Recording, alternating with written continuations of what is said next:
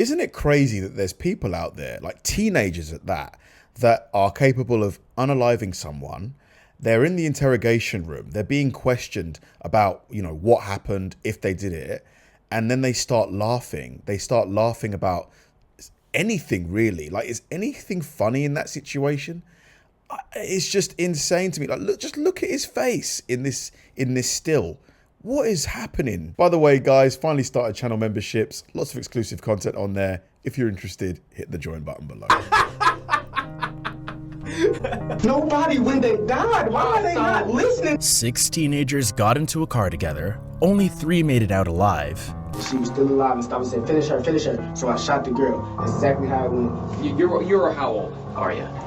12 years old. 12. Yeah, she wrote her. Hey, mom going to jail? You shot somebody that's dead, boy. What the On March 30th, 2023, a 12 years old. 16-year-old girl named Layla Silvernail was found unconscious near a dumpster.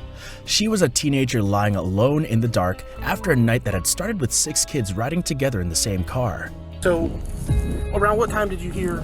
You said it sounded like a gun, Yeah, it wasn't a loud gunshot. I would say about 20, 30 minutes ago. It wasn't a loud gunshot, but I heard about 4 or 5. And I kind of blew it off casually, and then I just looked out my window because I did think it was strange with it, how late it was. And I saw the car run into the dumpster. And once I seen the car run into the dumpster, I stepped out my door, and I seen a man run out of the car down the road towards my yard. By the following morning, investigators had discovered 2 more victims, Michael Hodo Jr., 17, and Camille Quarles, 16. So there's 3 victims here, Jesus. And when police finally located the car, it was partially submerged in water, with Camille's body locked inside the trunk. Obviously, there's a lot of people that are saying that they've heard stuff and everything like that, but given your proximity to knowing it. I got called from my friend that brother had called him. This is what happened. They shot Camille because she kept moving around, and then they shot Layla. Because she kept moving around? Now, do you know if that happened in the car or? Everything happened in the car. Okay. The first suspect brought in was Robert Robinson, 17 years old, who arrived with his mother and immediately began minimizing his role. Tell me about what 3-5. What do you know? What's his name? I don't know. I swear to God. This is Chris? I swear to God. I don't know. What does he call look him like? 3-5. Okay. Call him 3-5. What does he look like? Kind of like me a little bit. How old is he? Young. He young. I don't know, but he young. Has he been to my house? 3-5? Yeah, man, 3-5 be with. I don't What do you mean 3-5? What's his name? You know his name. know them kids, and I tell you, don't give me nicknames. Is it that little light-skinned boy that sits outside my backyard and he has the older brother? Yes. Who's the older brother? Is that the they talking about? Black. Detectives didn't open with the murders. Instead, they started small, walking Robert through provable, theft-related details, getting him comfortable with admitting smaller truths before the real pressure began. Last time that we talked, you weren't completely honest. That's because I didn't steal the car. I understand I that. don't know what y'all wanted me to that. say. Y'all wanted me to tell on somebody. I didn't take it. I didn't do it. So I didn't know what, But do you remember the conversation we had last time? Yes. About going the 2 different paths that you had the choice to make, and you were going down the wrong one, and you still had that opportunity to make it right and choose that new path that gets you going on the right, on the right direction, making good decisions and not involving yourself with people. Doing straight. Once Robert had conceded on the I mean, that's what he would say, wouldn't it? Like, he would say he's innocent. Like, he's never going to be like, oh yeah, I did it. minor details, detectives introduced what they already had: surveillance footage, scene evidence, a timeline that didn't match his story, and his version of events began to crack. I didn't think he was serious until when the car started slowing down and I seen him up the gun. I'm looking, boom, boom. And who was shot first again? First. So the one with the gun, so Tahj killed him first. Then he shot Layla in her head. And then he told 3-5 to kill that girl in the back. He was not worried about me snitching. That was the last thing he was worried about. He was more worried about 3-5 snitching because 3-5 young and he's scared. But what made Robert's interrogation truly revealing wasn't just what he admitted. It was what he consistently refused to own. He said, I killed somebody? But you were involved. What do you mean involved? You were there. That was it. I didn't, but that's not, I know. I was not, listen. Yeah, he's starting to understand how serious this is. You can hear it in his voice. Tahj did not text me he was going to kill nobody or nothing like that. I get that. I get that. Before we went to go pick up Tahj, nobody was ever supposed to die. When Tahj said what he said, bruh, I didn't think he was serious. And then when he did it, he told me if I snitched, he was gonna kill me. That was it. That's all he told me. Right. So he did it, and then he threatened you. Okay. I didn't shoot anybody. I didn't plan it. No matter how many times the story shifted, one thing stayed constant. He always made sure someone else looked like the main shooter. That deflection would later become the thread that unraveled everything. Where Robert had to be slowly cornered into talking, Tahj Brutin started speaking almost immediately. Rob was in the middle, so we driving. They like, yo, we finna go and run this up. He was like, yo, finna. What does that mean? We're going to? We finna go and take this dirt bike. We finna go rob this dirt bike. What we finna do? Like rob a dirt bike. At this time, I'm already going to. I'm out right now because I'm scared, I'm paranoid, I don't want to go to jail. Dude, you're like 15, 16 years old. What the hell are you doing involved in this? Like, you should be in school, like... So therefore, I'm not finna go rob nobody. You're crazy as hell, drop me off. Take me back to Spring House. He was 16 years old, and from the moment the interrogation began, he had a story ready. One where he was barely involved, tried to leave, and was essentially just a passenger caught in the wrong situation. Like this, he looks about 13 years old. Like, I was at home playing the PlayStation. Like, these guys are out here doing robberies. Situation at the wrong time.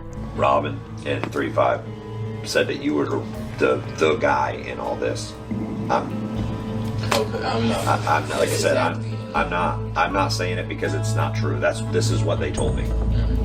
They told me that you like pre-planned all this to happen, and then you like forced them to do things.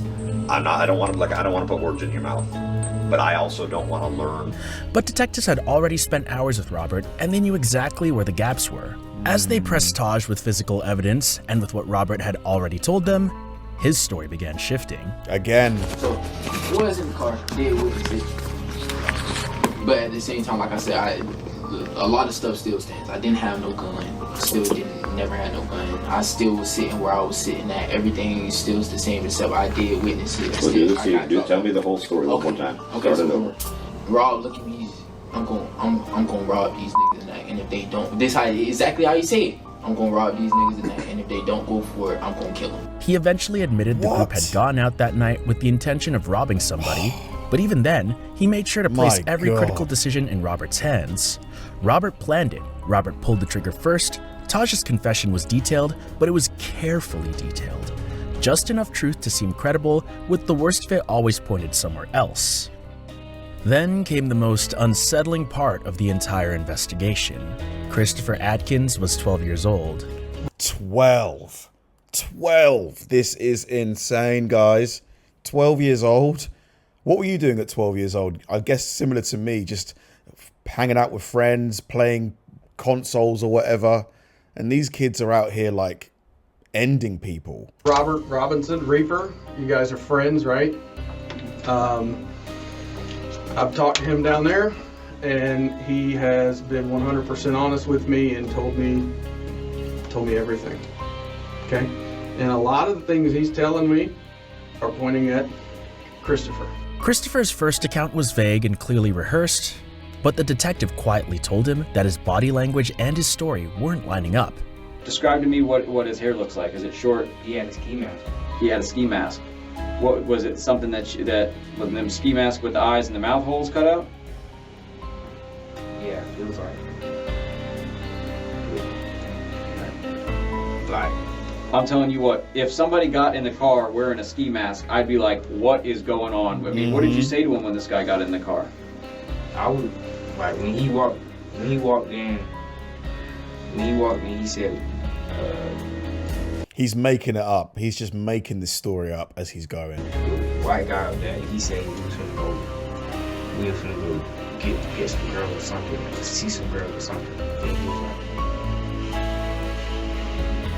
Christopher walked investigators through the entire sequence, who was sitting where, who raised the gun, what happened after the shots were fired, and how he was ordered back into the car afterward. There's another part that we haven't talked about. Trump.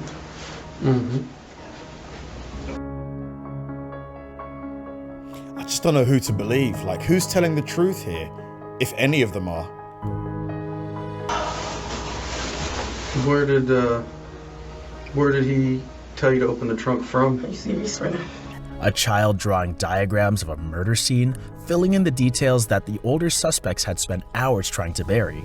Prosecutors established that what happened on March 30th was a premeditated triple murder, an armed robbery that was always meant to end with no witnesses. Oh my The suspects' God. own words, cross-referenced against each other and against the physical evidence, sealed that conclusion beyond any reasonable doubt. My Christopher God. Atkins pleaded guilty and was sentenced to 40 years, with the 40 years at age 12.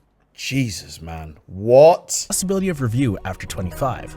Tahj Brutin and Robert Robinson each received life in prison.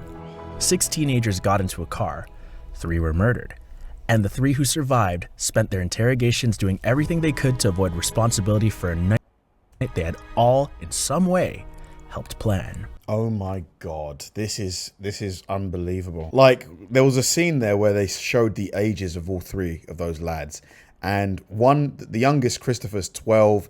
I think the other 2 are like 16 and 17. Like, can you imagine at 12 years old getting a sentence of 40 years in prison? Like, it's unreal that this is happening. Where are the parents? Like, I have to give some responsibility to the parents here.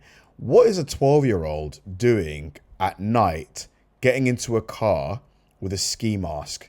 Like, what is he doing? Like, he's clearly up to no good. Like, the parents have to take some ownership for this, because this is a failure. Like, this is the way I see it. Like, I just don't think the parents have done their job properly. Like, tell me if you think I'm being harsh. I don't think I'm being harsh.